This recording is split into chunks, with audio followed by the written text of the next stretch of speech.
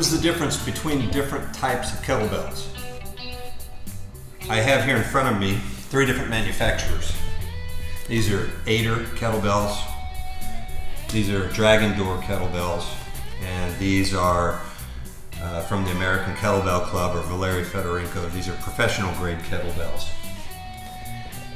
As you can see, the finish on them is a little different. The Ader kettlebells have a typical dumbbell type gunmetal finish, pretty slippery.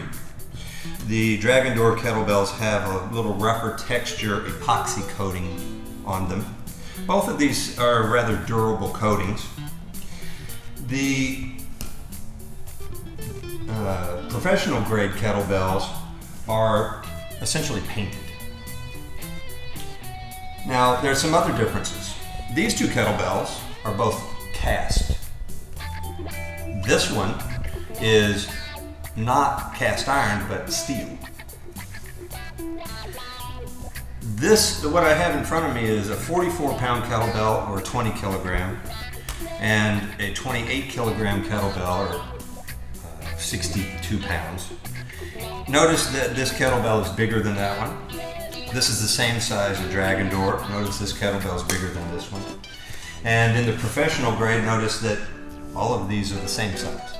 So that's the main difference between professional grade kettlebells and these. There's actually at least one more main difference. Another difference is the diameters of the handles. If you get smaller sized kettlebells from Ader, the handles are much more narrow. These handles are rather large by comparison with this. The handles on all of these are the same size and are roughly the size of a barbell.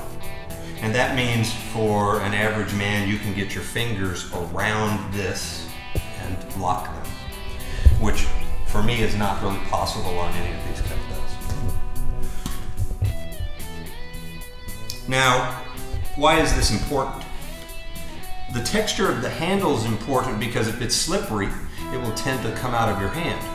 Well, that may be good or bad. If you want to improve your grip, something that's slippery makes you grip on it much harder. So these are more slippery than these are. If it's rough, that may tend to cause blisters on your hand. It might, or it may help toughen your hand. These, you notice the handles don't have any paint or texturing on them at all. They're basically steel.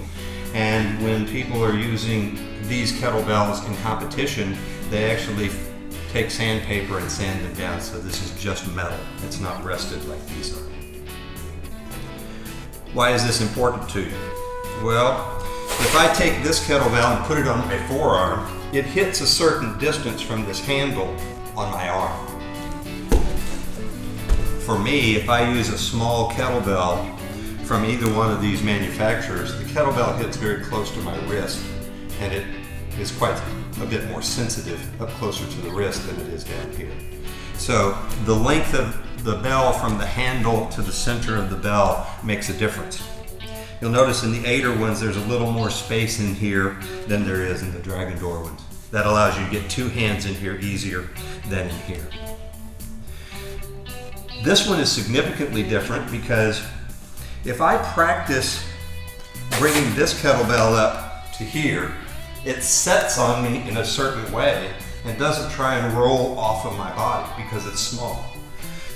When I go to a larger bell, the center of the bell changes and now it's more forward and tends to roll off.